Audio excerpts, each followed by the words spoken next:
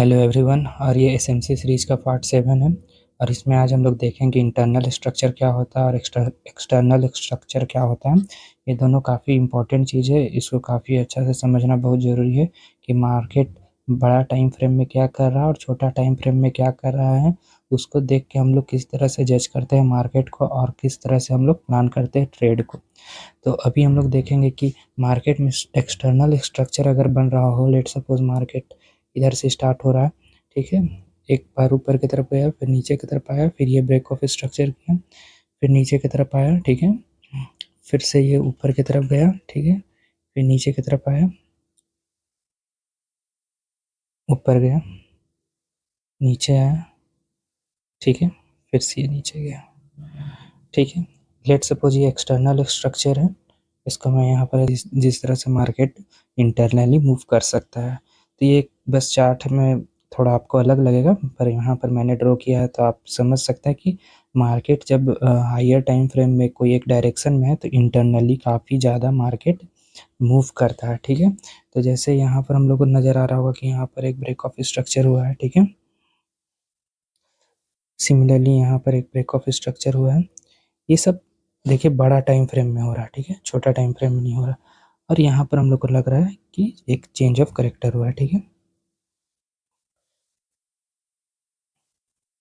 इतना क्लियर है मार्केट में, ठीक है।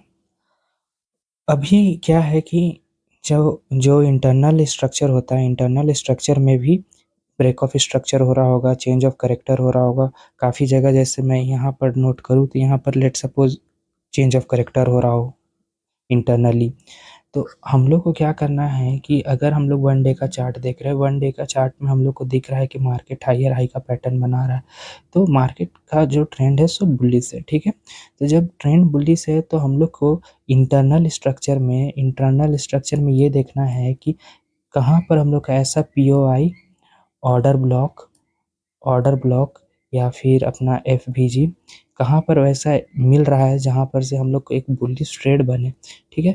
तो इंटरनली क्या होगा कि मार्केट कहीं पर ब्रेक ऑफ स्ट्रक्चर करेगा और उसके बाद कहीं पर चेंज ऑफ करेक्टर करेगा, ठीक है। चेंज ऑफ करेक्टर करने के बाद आपको नज़र आएगा, एफवीजी नज़र आएगा, ऑर्डर ब्लॉक नज़र आएगा या पीओआई नज़र आएगा, कुछ भी चीज़ नज़र आएगा। वहाँ से आप अगर एक बुलिश ट्रेड प्लान करते हैं तो बुलिश ट्रेड काफ़ी काफ़ी अच्छा काम करेगा वहाँ पर, ठीक है।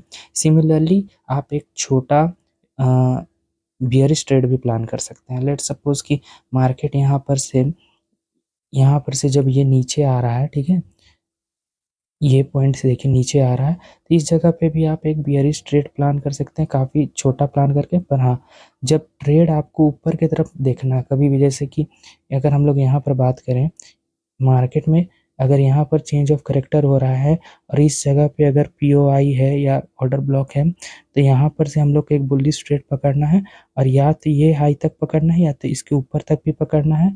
जैसा भी पकड़ा सके उसको पकड़ लेना है, ठीक है। तो वो बुलिश ट्रेड हम लोग इस तरह से प्लान करेंगे कि इंटरनल स्ट्रक्चर में क्या चल रहा है। एक्सटर्नल से तो ये क्लियर कर लेना है कि ट्रेंड क्या है। एक्सटर्नल स्ट्रक्चर से ट्रेंड पता चल जाता है।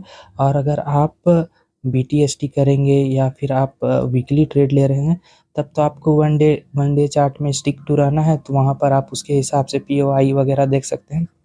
पर अगर आपको इंट्राडे करना है तो वन डे का चार्ट या 4 आवर का चार्ट या 1 आवर का चार्ट बस आपको ट्रेंड बता सकता है, ठीक है। ट्रेंड जैसे आपको पता चल जाएगा, ट्रेंड पता चलने के बाद आपको काम ये है कि आपको लोअर टाइम फ्रेम मानना है। लोअर टाइम फ्रेम में आके हम लोग को जैसे 5 मिनट या 15 मिनट या 1 मिनट, ठीक है, ये सब टाइम फ्रेम में आने के बाद हम लोग को आइडेंटिफाई करना है वापस से बीओएस, ठीक है, चेंज ऑफ करेक्टर, ये सब चीज़ हम लोग को आइडेंटिफाई करना है। अभी माइंडसेट क्लियर रहेगा पहले से कि ट्रेंड जो है सो बुलिश है, ठीक है। ट्रेंड बुलिश है तो उसके अकॉर्डिंग सोचेंगे हम लोग, बेयरिश ट्रेड प्लान नहीं करेंगे, ठीक है। तब हम लोग को क्या देखना होगा वहाँ पर, ठीक है।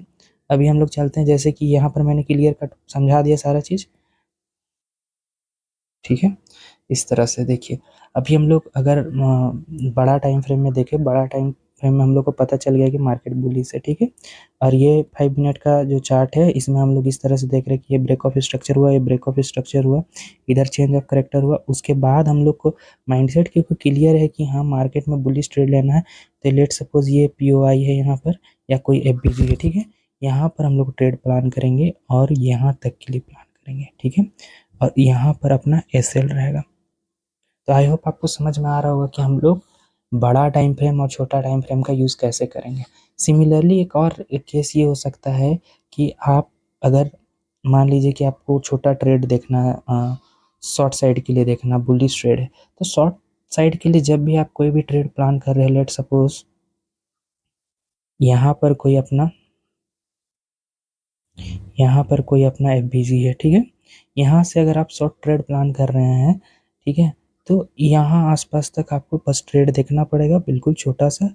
ये हुआ क्योंकि ट्रेंड जो है सो बुलिश है, ठीक है। ट्रेंड अगर बुलिश है तो आप बियरिश ट्रेड जब भी देखिएगा तो छोटा छोटा टारगेट रख लेके चलना पड़ेगा, हाँ। और जब सेम डायरेक्शन में मार्केट जा रहा है तो आप अच्छा खासा वेट कर सकते हैं। आप छोटा टाइम फ्रेम में बिल्कुल देख सकते हैं कि चेंज ऑफ करेक्टर होने दीजिए, सब कुछ होने दीजिए और एक अच्छा ऑर्डर ब्लॉक के पास आने दीजिए, वहाँ से मार्केट रिवर्स करेगा और एक ट्रेड आपको मिलेगा। ये 100% नहीं है कि ऐसा ही होगा, लेट सपोज होने का बहुत सारा पॉसिबिलिटीज़ ये भी है कि यहाँ पर आया मार्केट, उसके बाद फिर से इस तरह से ऊपर गया, ब्रेक डाउन हो गया, ये भी हो सकता है। पर ऐसा अगर होगा तो इधर कहीं अपना एसएल दे के हम लोग ट्रेड को काट देंगे। क्यों? क्योंकि यहाँ पर अपना एसएल है छोटा सा, एंट्री तो इधर कहीं हुआ है, एक छोटा सा एसएल है और पकड़ने के लिए काफ़ी बड़ा है, 1:2 3 4। तो ये एसएमसी यही फ़ायदा देता है कि एसएल जो रहेगा आपका बिल्कुल छोटा रहेगा और रिवार्ड जो रहेगा बिल्कुल बड़ा रहेगा। इसमें रिस्क टू रिवार्ड जो होता है सो काफ़ी अच्छा होता है, ठीक है। आई होप आपको समझ में आ रहा होगा कि मैं क्या कहना चाह रहा हूँ। ये काफ़ी इंपॉर्टेंट है कि आप हायर टाइम फ्रेम में मार्केट को किस तरह से जज कर रहे हैं और लोअर टाइम फ्रेम में उसको किस तरह से देख रहे हैं।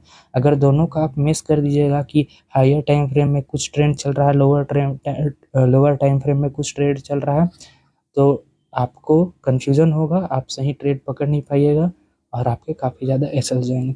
तभी मैं ओवरव्यू एक दे दे रहा हूँ आपको चार्ट में कि क्या होता है, ठीक है।